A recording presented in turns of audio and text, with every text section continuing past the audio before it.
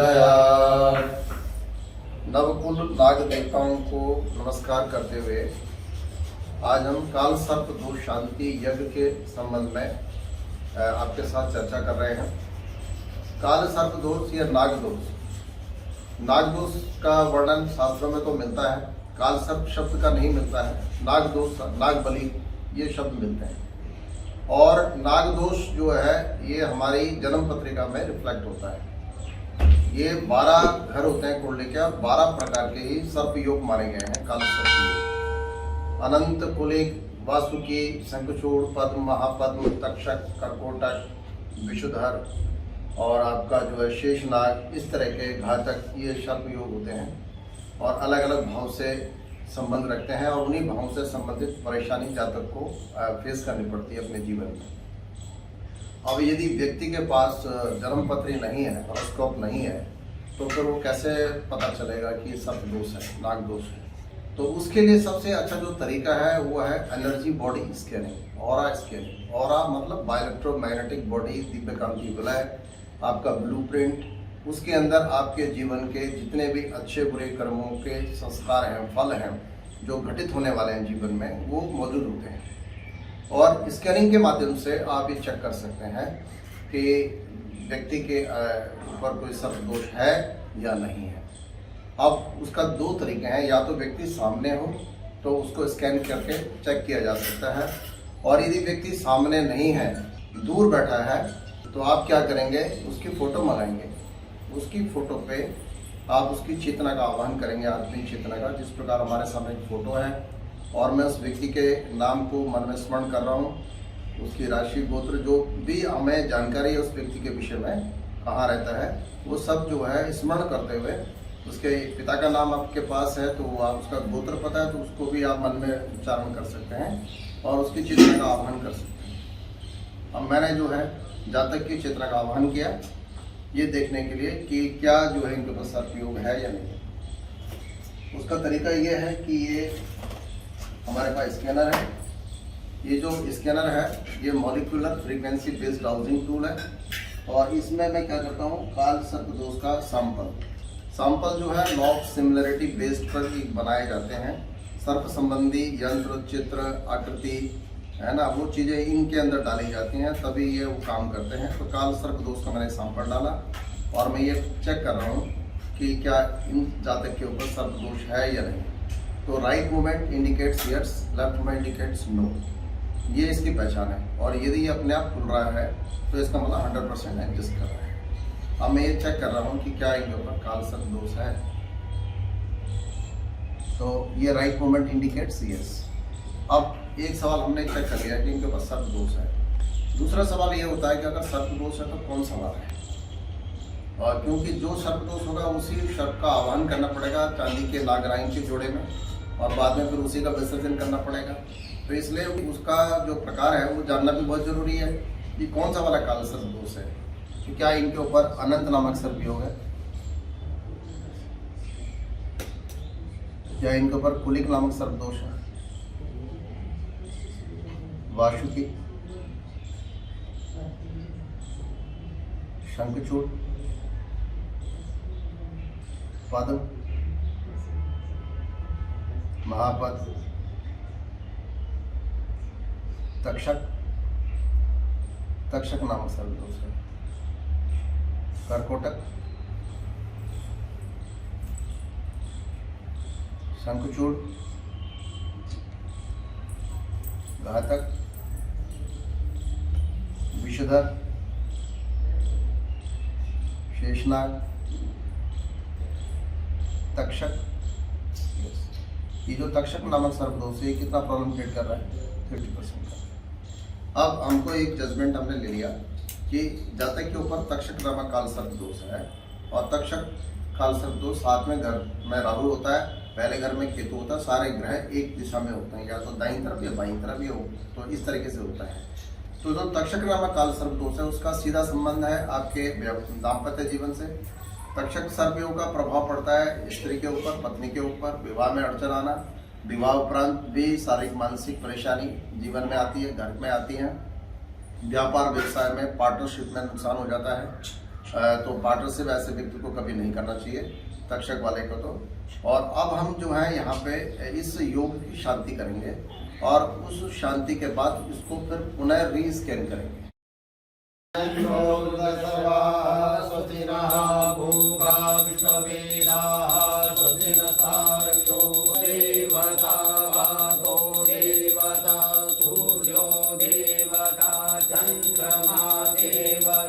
महागणाधिपतये नमः। ओम लक्ष्मीनारायणाभ्यां नमः। ओम वैश्वाभ्यां नमः। ओम वाणीभ्यां नमः। ओम सचिवपुत्राभ्यां नमः। महागणाधिपतये नमः। मंगलमूर्तये नमः। दूरंगमं ज्योतिघं ज्योतिरेकं तन्मे मनः शिवशङ्करतमं हरिः ओम। ओम विष्णुर्विष्णुर्विष्णु श्रीमद्भगवतो महापुरुषस्य विष्णोराज्ञा प्रवर्तमानस्य अद्य ब्रह्मणो द्वितीय प्रार्धे श्री श्वेतवाराह कल्पे वैवस्वत मनमन्त्रे अष्टाविंशतितमे कलियुगे कलि प्रथम चरणे जम्बूद्वीपे भारतखण्डे आर्यावर्ते देशान्तर्गते इन्द्रप्रस्थनगरे दिल्ली कैंट स्थित मां भगवती देवालय शिवालय सन्निकटे विक्रम सके बौद्धावतारे राक्षसनाम संवत्सरे श्री सूर्य उत्तरायणे दक्षिण गोले शिशिर ऋतु महामांगल्य प्रद मासो तमे मासे पुण्य पवित्रे माघ मासे फाल्गुन मासे शुभे शुक्ल पक्षे शुक्ला द्वादश्यां शुभ पुण्यतिथो रविवासरे पुनर्वसु नाम नक्षत्रे शुभ योगे शुभ कारणे मिथुन राशि स्थिते चंद्रे कुंभ राशि स्थिते सूर्य कुंभ राशि स्थिते देवगुरु शेषेषु ग्रहेषु यथा यथा राशि स्थान स्थितेषु सत्सु एवं ग्रह गुण गण विशेषण विशिष्टायां शुभ पुण्यतिथो भारद्वाज गोत्रोत्पन्नः श्रीमान मनोज जोशी जी शर्मणः मकर लग्न सिंह राशि पूर्वा फाल्गुनी नक्षत्र जातकस्य सपरिवारस्य श्रुति स्मृति प्राणोक्त पुण्य फल प्राप्त्यर्थं मम यजमानस्य सकुटुम्बस्य ऐश्वर्य अभिवृद्ध्यर्थं प्राप्त लक्ष्मी प्राप्त्यर्थं प्राप्त लक्ष्मी चिरकाल संरक्षणार्थं सकल मनस्थित कामना संसिद्ध्यर्थं लोके वा राजसभायां तद्वारे वा सर्वत्र यशो विजय लाभादि प्राप्त्यर्थं पुत्र पौत्रादि संततेरविच्छिन्न अभिवृद्ध्यर्थं च यह जन्मनि जन्मान्तरे वा सकल दुरितोपशमनार्थं ततः मम यजमानस्य सभार्यस्य सपुत्रस्य सबान्धवस्य अखिलकुटुम्ब सहितस्य सपशोः समस्त भय व्याधि जरा पीड़ा मृत्यु परिहार द्वारा आयुर आरोग्य ऐश्वर्य विवृद्ध्यर्थं मम यजमानस्य समस्त जन्मराशेरखिल कुटुम्बस्य च जन्मराशे सकाशादे केचित् वृद्ध चतुर्थष्टम द्वादश स्थाने स्थित क्रूर ग्रासे संसूचितं संसूच्यस्य माणं यत् सर्वारिष्टं तद् विनाश द्वारा एकादश स्थाने स्थित शुभ फल प्राप्त्यर्थं आदित्यादि नवग्रह कुलता सिद्ध्यर्थं तथा च इंद्रादि 10 दिक्पालता प्रसन्नता सिद्ध्यर्थं आदि दैविक आदि भौतिक आध्यात्मिक त्रिवितापोपशमनार्थं धर्मार्थ कामोप फल प्राप्त्यर्थं मम यजमानस्य जन्म समय संपादित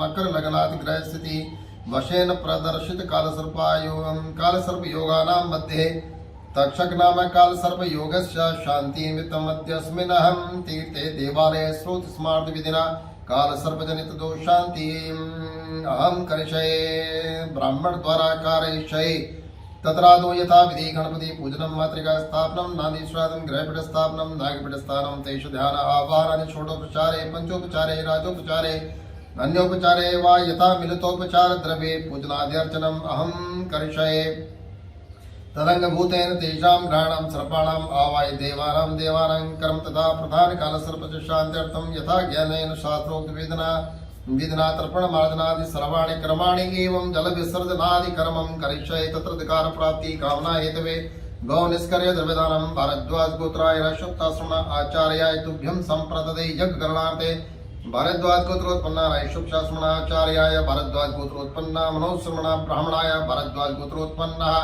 रामकिशन जी श्रमणा ब्राह्मणाय भारद्वाज गोत्रोत्पन्ना रविंद्र भारद्वाजी श्रमणा ब्राह्मणाय वर्णद्रव्या हम तुभ्यं संप्रददे यज्ञ निर्विघ्नता हेतवे प्रथमं गणेशाम्बिकयो पूजनं ब्राह्मण द्वारा कारयिष्ये हरि ओम एकदन्ताय विद्महे वक्रतुण्डाय धीमहि तन्नो दन्ति प्रचोदयात् हरि ओम।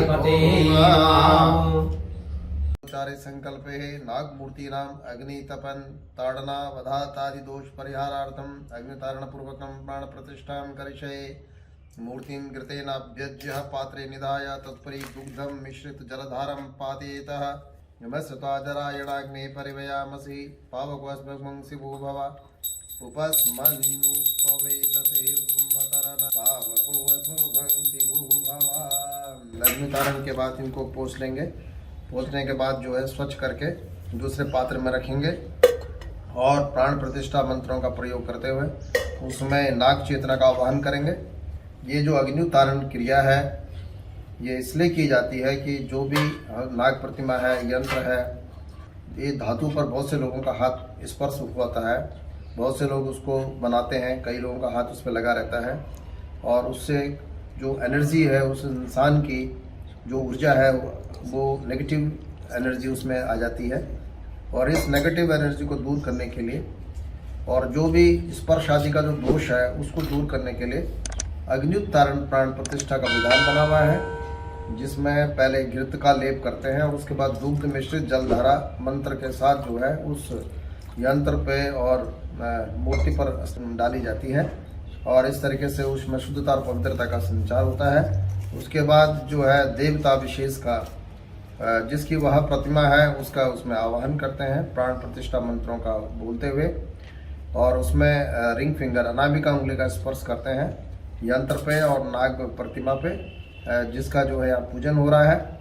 ओम मत्स्यश्री प्राण प्रतिष्ठा मंत्रश्य ब्रह्म विष्णु रुद्र शारिज्यु सामानी छंदांसी परा प्राण शक्ति देवतां बीजम ह्रीं शक्ति क्रोम किलकम आसु नागमूर्तिषु प्राण प्रतिष्ठापने विनियोगः।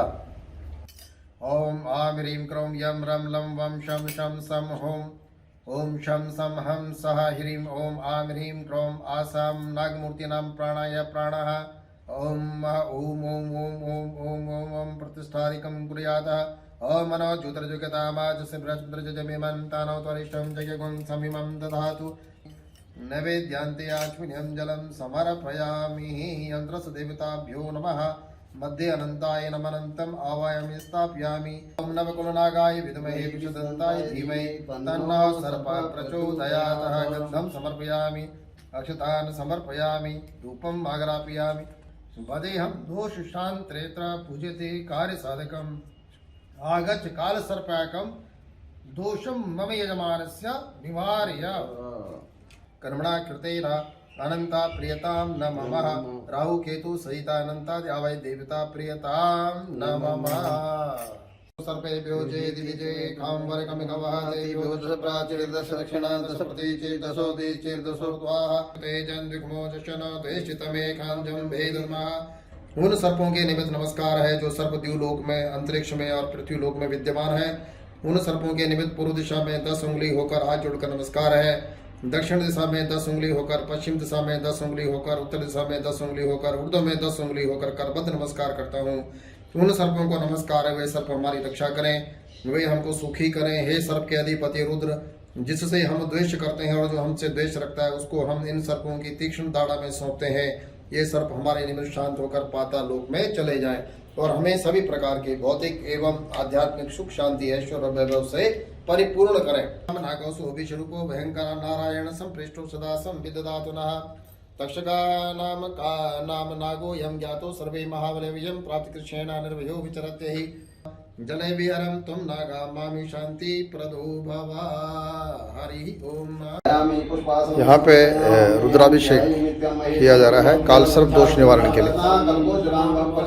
काल सर्प दोष निवारण के लिए रुद्राभिषेक का महत्व है और उसका एक अभिन्न अंग भी है। ये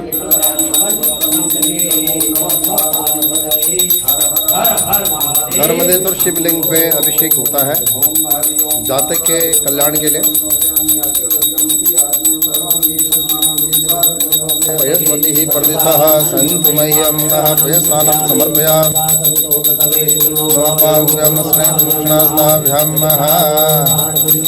दधिग्रामलोकार शौरशवादिन सुरमिनो भगवति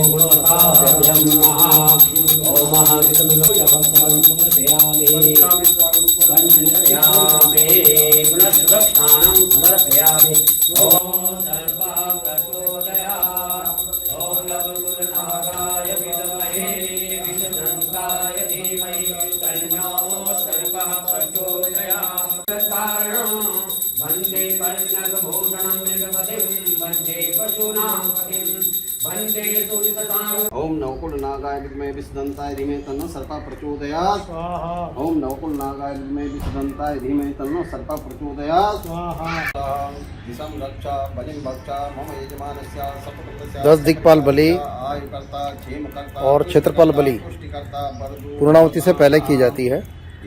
10 दिशाओं की रक्षा के लिए जातक की 10 दिशाओं के देवताओं को नमस्कार करके उड़द, चावल, दही, सिंदूर ये मिला करके दधिमास बलि कहते हैं इसको। ये दधिमास बलि दी जाती है, सभी दिशाओं में दधिमास बलि प्रदान की जाती है। और इस तरीके से ये उड़द का और ये इस तरह का भोग लगता है दही और चावल मिला करके। उसके बाद फिर ये क्षेत्रपाल पूजन होता है। क्षेत्रपाल के साथ जो है भूत प्रेत आदि डाकिनी शाकिनी मारीगण बैताल ब्रह्म राक्षस ये जितनी शक्तियाँ क्षेत्रपाल के अधीन होती हैं। क्षेत्रपाल देवता का पूजन करने के बाद जो है चौमुखा दिया जातक के ऊपर से घुमा करके और फिर उसका विसर्जन किया जाता है। भोवो क्षेत्रपाल भूत प्रेत गणसः क्षेत्रम रक्षा बलिं भक्षा क्षेत्रपाल पूजा हो रही है। क्षेत्रपाल से रक्षा की प्रार्थना की जा रही है। ऊपरी बाधाओं से रक्षा के लिए भूत प्रेत आदि डाकिनी शाकिनी मारीगण जितने भी आसुरी शक्तियां हैं, नेगेटिव एनर्जी हैं, वो जातक के जीवन से दूर चली जाए, ये प्रार्थना इसमें की जा रही है। और उसके बाद फिर उसको जो है जातक के ऊपर से घुमा करके और जो भी अरिष्ट निवारण की प्रार्थना के साथ चौमुखा दिया जो है उसको पीपल की जड़ में रख देते हैं। चौमुखा दिया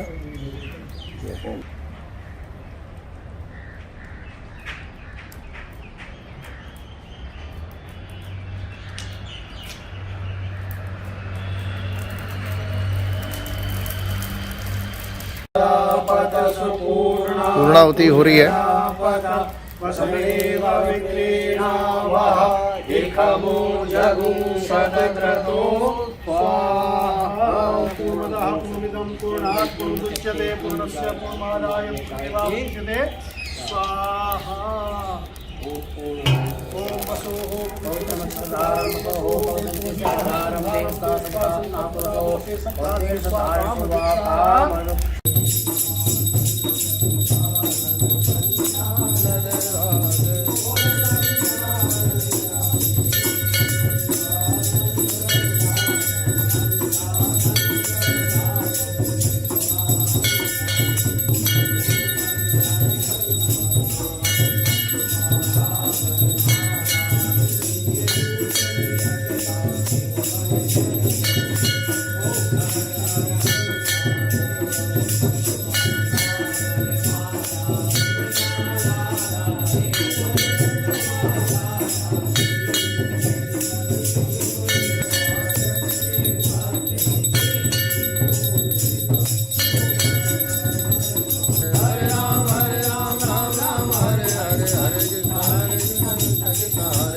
शान्तिरन्तरिक्षं शान्तिः पृथिवी शान्तिरापः शान्तिरोगदयः शान्तिः वनस्पतयः शान्तिर्विश्वे देवाः शान्तिर्ब्रह्म शान्तिः सर्वगुण शान्तिः शान्तिरेव शान्तिः सा मा शान्तिः शान्तिर्भवतु यद् तद्दूरे पठात् अमृता अभिषेक सोम श्री विष्णवे नमः श्री विष्णवे नमः श्री विष्णवे नमः पूर्णस्तु अस्तु परिपूर्णः सत्यासु तेजमानस्य कामा पूर्णा शांत मनोरथ भगवान की जय।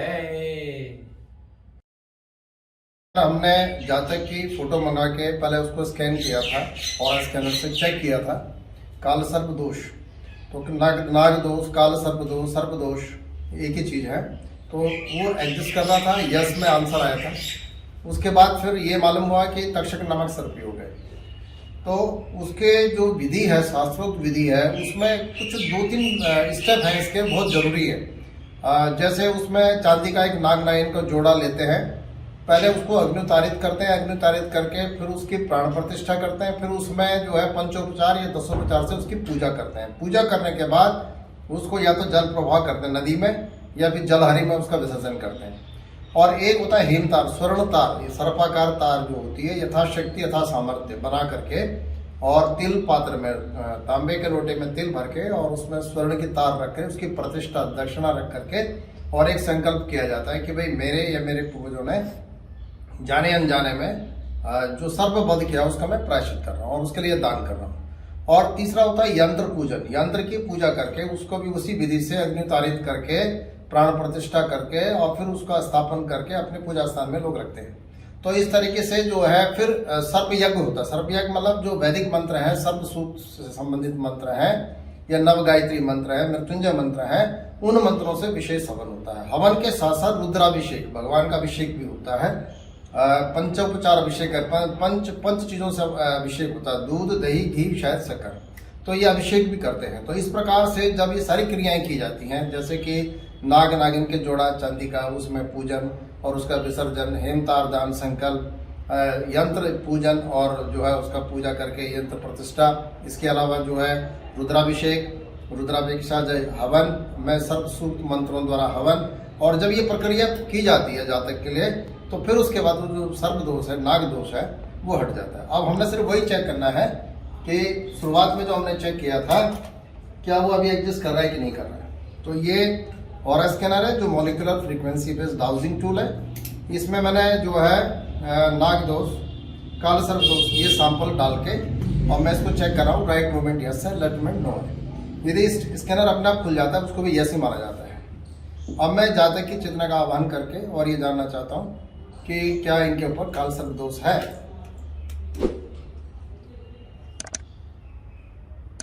तो अब ये जो मूवमेंट है इसकी लेफ्ट को आ गई है, पहले मूवमेंट इसकी राइट आ रही थी। चेक सर्प दोष नो। तो अब ये जो तरीका है, अगर आप ठीक विधि से पूजा करते हैं तो ये जो है हट जाता है और उसके अच्छे परिणाम सामने आते हैं। जिस भी भाव से संबंधित सर्प दोष होता है, उस भाव से संबंधित शुभ फल की प्राप्ति जातक को होती है। ओम शांति।